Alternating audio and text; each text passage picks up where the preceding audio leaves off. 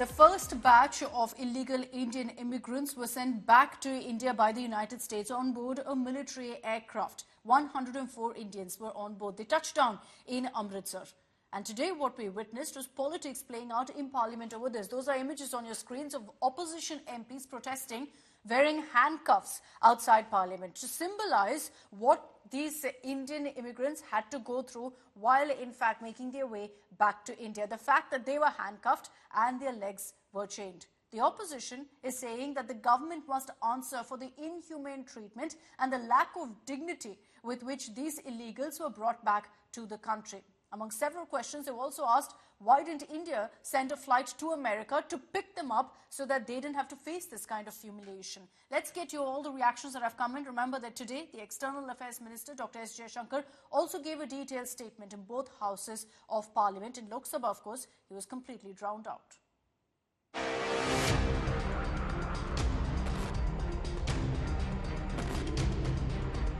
Legs chained, hands cuffed. This is how 104 deportees arrived in India from the United States. A video posted by the US Border Patrol claimed it marked the farthest deportation flight yet using military transport.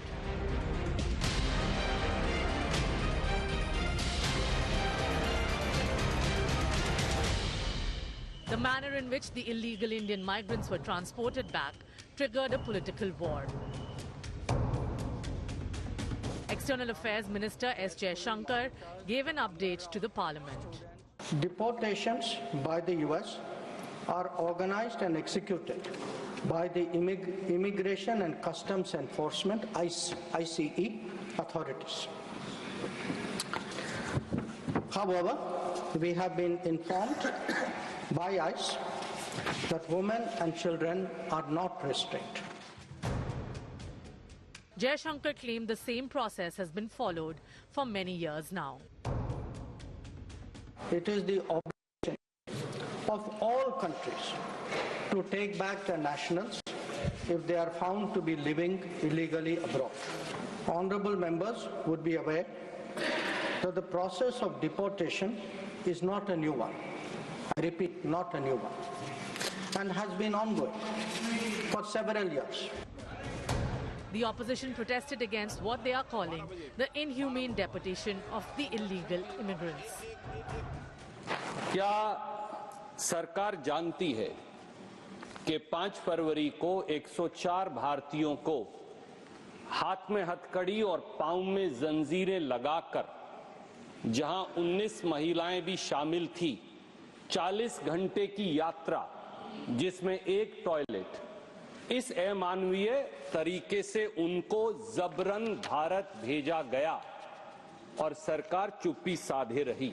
When countries like Colombia, which don't even figure in the top 10, can send an aircraft and bring their citizens back with dignity, what stops our government from sending one aircraft? We don't have a shortage of it.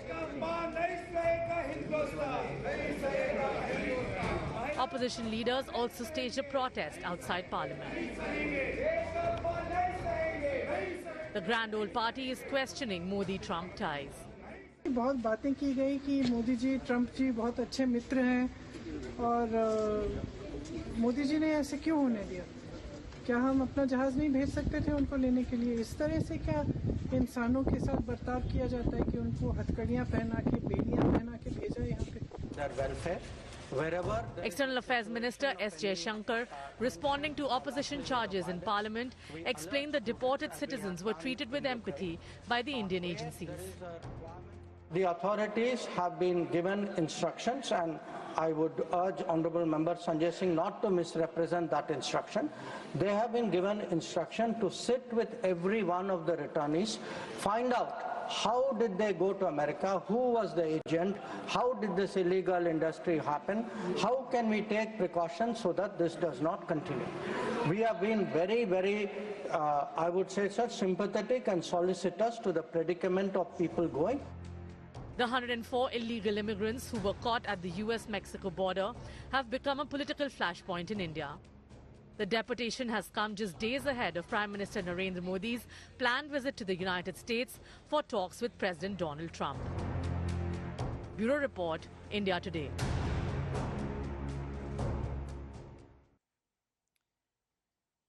So these particular illegals were trying to enter America, some of them from Mexico. But there are three routes usually that most of these migrants use to try and enter into the United States. So let's break down for you how this is done and how agents try to help these Indians do it and take huge sums of money from them. One is from India. They fly down to Canada. In all, they'll pay about 80 lakhs. A visa is acquired on a fake university admission. So that's what they use to get to Canada. And then there they also go ahead and get a work permit visa.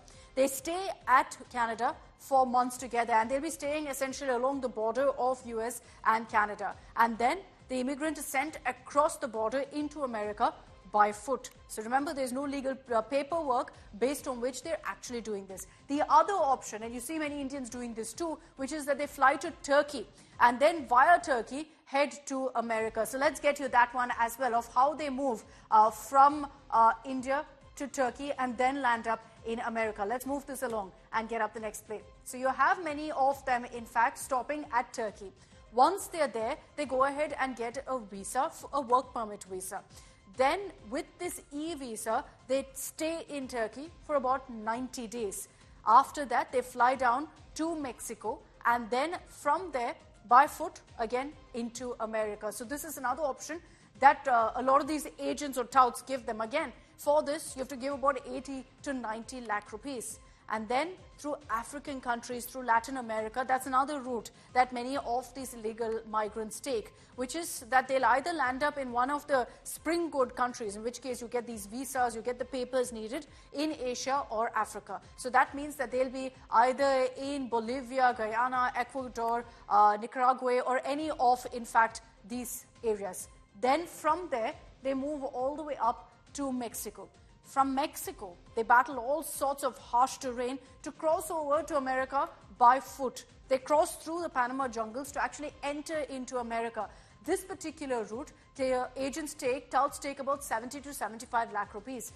These are some of the recognized ways by which you have a lot of this movement and activity of people who don't have the requisite papers to enter into America, try to make it in and then make a livelihood or live the American dream as it's so often sold. Now let's focus really on all the politics that we've been seeing over those images of men in restraints with their hands cuffed, wearing chains on their legs.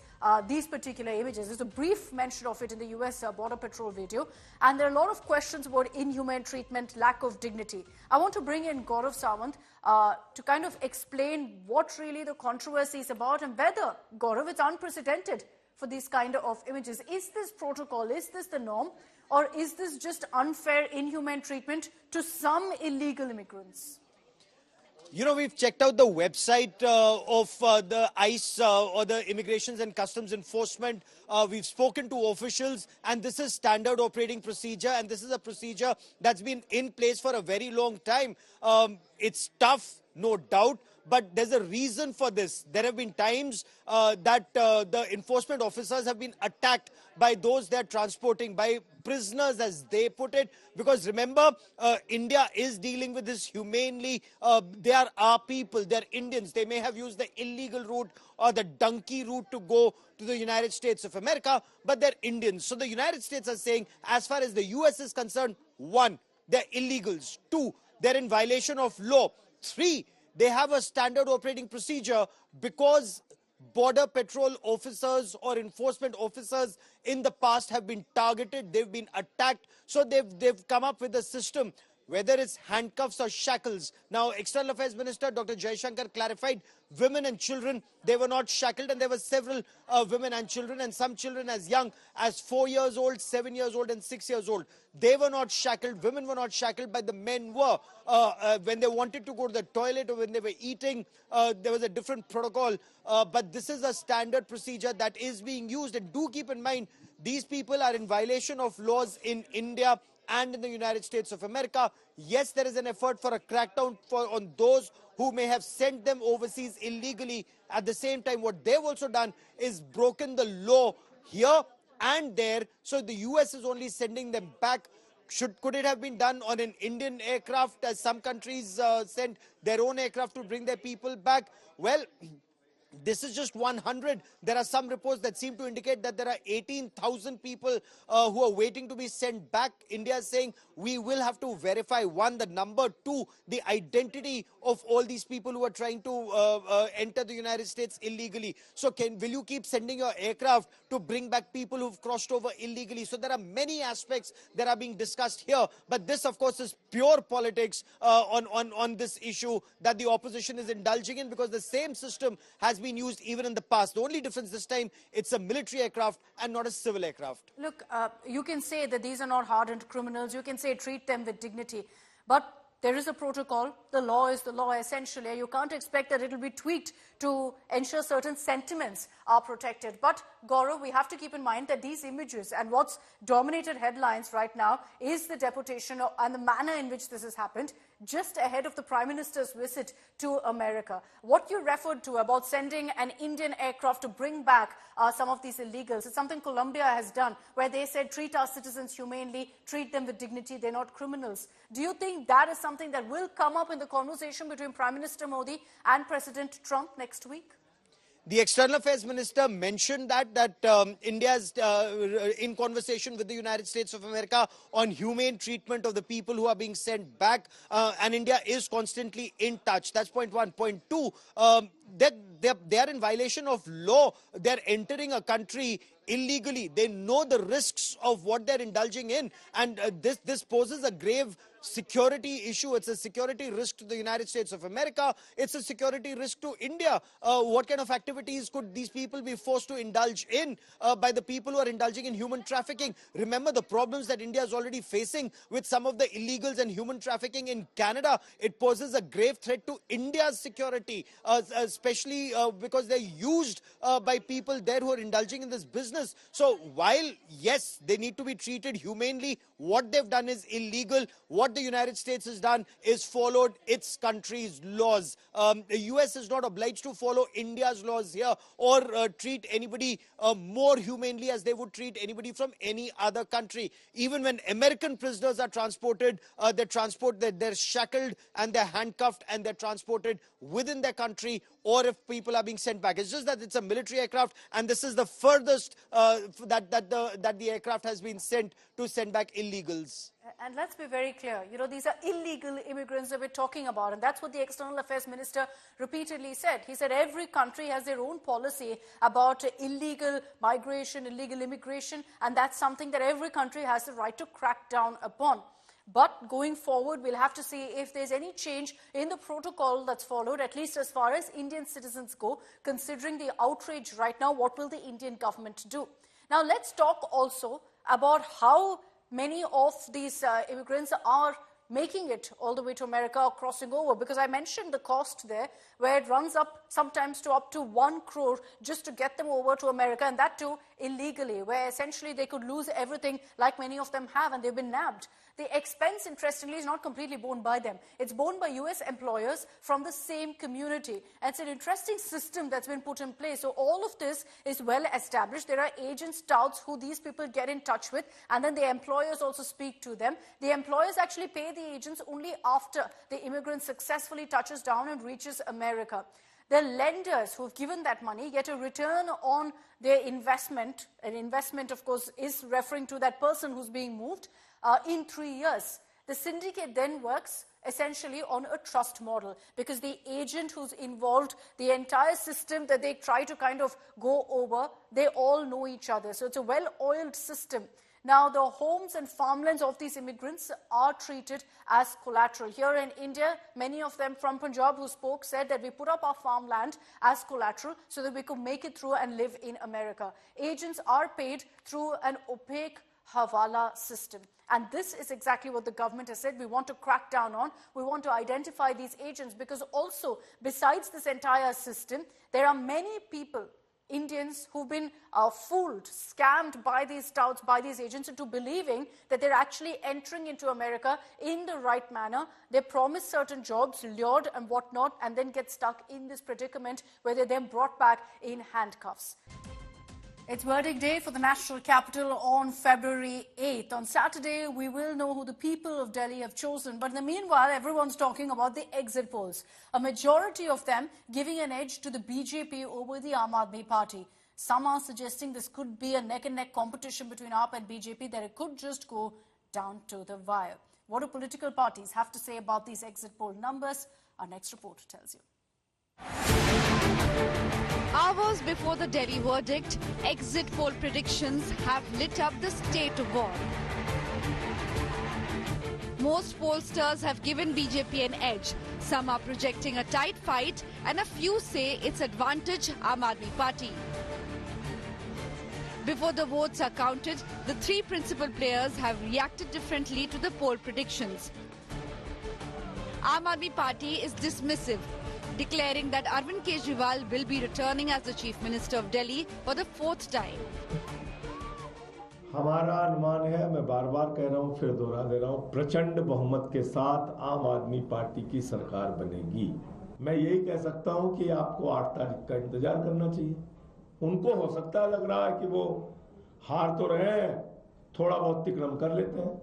आम आदमी party को हमेशा exit polls में कम सीटें दिखाई जाती हैं और जब रियल रिजल्ट आता है तो आम आदमी पार्टी को बम्पर सीटें मिलती हैं। The BJP, hoping to end its 27-year-old poll drought in Delhi, is confident. देखिए, एक बात तय है कि दिल्ली में कमल खिल रहा है, दिल्ली में भारतीय जनता पार्टी की सरकार बन रही है, तो हमारे सामने चुनौती रहेगी कि जो सारी 11 साल की नाकामियां थी, हमें उसको तो ठीक करना ही है। बहुत सारे अच्छे काम करने हैं मोदी जी के साथ में मिलकर। दिल्ली में एक अच्छी सरकार बनेगी, दिल्ली में सुशासन देंगे। दिल्ली चाहती कि दिल्ली में विकास हो, दिल्ली वाले चाहते। हमारे कार्यकर्ताओं की मेहनत, हमारे नेतृत्व की मार्गदर्शन के साथ साथ स्ट्रेटेजी, उसके एवज में ऊब गए दिल्ली वाले केजरीवाल जी से। तो इसीलिए ये जो एग्जिट पोल आ रहे हैं, मैं इन पर भी विश्वास नहीं, इनसे और आगे जाएगा। Congress, projected to be routed yet again, is hoping for a surprise. अब इंतजार करते हैं 8 तारीख का, और अच्छा हम लोगों ने चुनाव लड़ा है। जिस कांग्रेस को दिल्ली में कुछ नहीं समझा जाता था, उसने सारी समीकरण बदले हैं, और अगर आप सारे समीकरण बदलने के स्तर पर आते हैं तो फिर आदमी कहीं भी जा सकता है। 2015 और 20 के मुकाबले में वोटर परसेंटेज कम पड़ा है, जबकि इस बार सबसे ज्यादा चुनाव में गर्मी थी। हर पार्टियों ने पूरी ताकत लगाई थी। तो लेकिन एक तरफ यह है, दूसरी तरफ मध्यम वर्ग इस बार थोड़ा ज्यादा निकला। उनके यहाँ परसेंटेज पहले की तुलना में ज्यादा है। Delhi saw 60.42% voter turnout this year, marginally less from the last two elections. Has Delhi voted for continuity or change?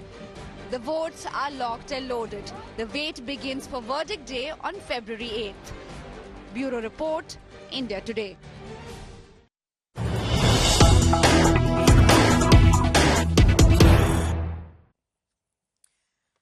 Now, just hours to go for the results. The Aam Aadmi Party is alleging that the BJP is attempting to poach their leaders, accusing and alleging that there's an Operation Lotus that's underway in the national capital. According to the Aam Aadmi Party, BJP is offering lakhs of rupees to AAP MLAs, and they're claiming that multiple 7 MLAs of theirs have been offered 15 crores by the BJP to switch sides. And the Aam Aadmi Party is claiming they also have proof, which they will share soon. Listen in to what MP Sanjay Singh said. Akhilesh Yadav ने और उनकी party ने आज जो है खुलकर Congress party पर हमला बोला है। राम गोपाल यादव ने कहा कि कांग्रेस पार्टी और राहुल गांधी ने बीजेपी की भाषा में आम आदमी पार्टी पर हमला किया। इंडिया गठबंधन में तय हुआ था कि रीजनल, इसमें क्या गलत कहा उन्होंने? आप बताइए। जिस प्रकार की भाषा केजरीवाल जी के लिए इस्तेमाल की गई, जिस प्रकार से की भाषा हमारे नेताओं के लिए इस्तेमाल की गई, वो कहाँ उसको आप जस्टिफाई कर सकते हैं? तकरार बढ़ेगी इंडिया ब्लॉक में। मतलब जो उन्होंने किया है वो तो बोलना पड़ेगा ना। ये कोई छिपी चीज तो अब है नहीं कि उन्होंने किसी बंद कमरे में कोई स्टेटमेंट दिया, उन्होंने तो पब्लिक मीटिंग में बोला है, तो निश्चित रूप से उस पर बात होगी। Shreya Chatterjee is joining us live from Delhi with more details on this. Shreya, while you have the Aam Aadmi Party making these serious allegations of 15 crores being offered to their MLAs, they're yet to provide any proof. And obviously with the exit poll numbers that have come out, there will be a lot of questions asked about whether AAP is getting jittery now making these allegations. Akshita, we've seen Sanjay Singh's statement that is coming in where he's alleging that at least 7 of the Aam Aadmi Party MLAs who are candidate in the Delhi elections have been offered 15 crore rupees. But Akshita, if you hear what he's exactly suggesting, it also looks like a sort of a caution call that is being sent out to the candidates, because he's saying that if any of their candidates receive such calls in future, they should be recording the same. They should also be installing hidden cameras for all their in-personal meetings. So clearly, Akshita, probably even the Aam Aadmi Party camp hasn't really taken the exit poll numbers really well. What if there is a possibility of no majority on both the sides? I mean, anything can happen. And in order to avert that, it also looks like kind of a caution call that is coming in from the party top brasses to the candidates to ensure that any kind of poaching, if at all, is seen in the national capital can be kept at bay. All right, Shreya, thanks very much for joining us with those details. We'll see what evidence or proof the Aam Aadmi Party really puts out. But for now, the BJP is completely laughed off and dismissed these allegations, saying that AAP is resorting to this kind of a narrative because they're going to lose. We will know by Saturday who really emerges the victor. But there's no doubt that every political party will be putting in place a plan B. Whether that involves poaching, horse trading or not, we'll have to wait and watch. Let's get you also the other big political story. Prime Minister Modi spoke in the Rajya Sabha today in the motion of thanks to the President's address and attacked over and over again the Congress on various issues. Accused the Congress of pretending to be a democratic party. He said that there's no way the Congress can afford to preach on the Constitution, giving multiple reasons why. Now, Prime Minister Modi referred to what happened when Nehru was the Prime Minister, saying he quashed freedom of speech. He then raised emergency and called out Congress, saying they have a family-first motto. And even referred to them as a Shahi Parivar, royal family, which, according to Prime Minister Modi, demolished many homes during the emergency. Now, largely, the Prime Minister's speech was focused on the Constitution, on Ambedkar, where he also said that the Congress hated Ambedkar, did everything they can to defeat Ambedkar and did not follow his ideology. Here are some highlights of what the Prime Minister said. संविधान के spirit को किस प्रकार से रौंदा गया और वो भी सत्ता सुख के लिए किया गया। देवानंद जी ने साफ साफ इमरजेंसी पर समर्थन करने से इनकार कर दिया, उन्होंने हिम्मत दिखाई। इसलिए दूरदर्शन पर देवानंद जी की सभी फिल्मों को प्रतिबंधित कर दिया गया। किशोर कुमार जी, उन्होंने कांग्रेस के लिए गाना गाने से मना किया। इस एक गुनाह के लिए आकाशवाणी पर किशोर कुमार के सभी गानों को प्रतिबंधित कर दिया गया। आप कल्पना कर सकते थे कि जब देश में चुनी हुई सरकार नहीं थी, एक स्टॉप गैप अरेंजमेंट था चुनाव तक का, वो स्टॉप गैप अरेंजमेंट में जो बैठे थे महाशय, उन्होंने संविधान में संशोधन कर दिया। आते ही चुनी हुई सरकार करती तो थोड़ा भी तो समझ आता था, लेकिन उतना भी इंतजाम नहीं किया। और किया क्या उन्होंने फ्रीडम ऑफ स्पीच को कुचला, फ्रीडम ऑफ स्पीच को कुचला। अखबारों पर, प्रेस पर लगाम लगाई और डेमोक्रेट का टैग लगाकर घूमते रहे दुनिया में। देश के डेमोक्रेसी का महत्वपूर्ण स्तंभ, उसको कुचलने का काम हुआ और ये संविधान की भावना का पूरी तरह अनादर था। Okay, so besides those attacks on the emergency, on the Constitution at the Congress, the Prime Minister also spoke at a range of other issues on Uniform Civil Code, also saying that now India is truly Congress-mukt. Here are some of those statements. Congress के पंजे से मुक्त होकर आप देश चैन की सांस ले रहा है और ऊंची उड़ान भी भर रहा है।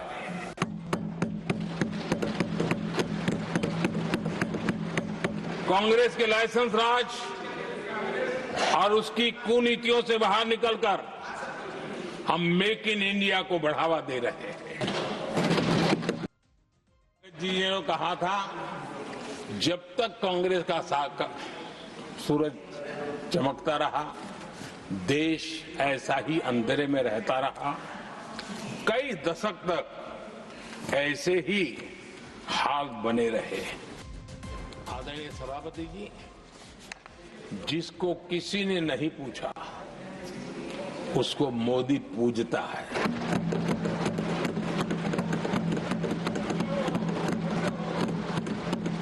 गरीब, वंचित, उसकी का कल्याण ये हमारी प्राथमिकता है।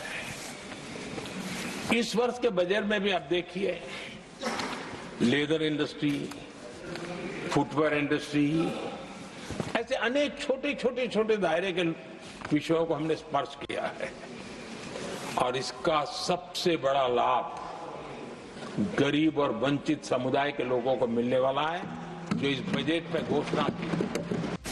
नेशन फर्स्ट, राष्ट्र प्रथम, इसी एक उम्दा भावना और समर्पित भाव से हमने लगातार अपनी नीतियों में, अपने कार्यक्रमों में, हमारे वाणी में, वर्तन में इसी एक बात को मानदंड मान करके देश की सेवा करने का प्रयास किया है। कांग्रेस के मॉडल में सर्वोपरि है फैमिली फर्स्ट, और इसलिए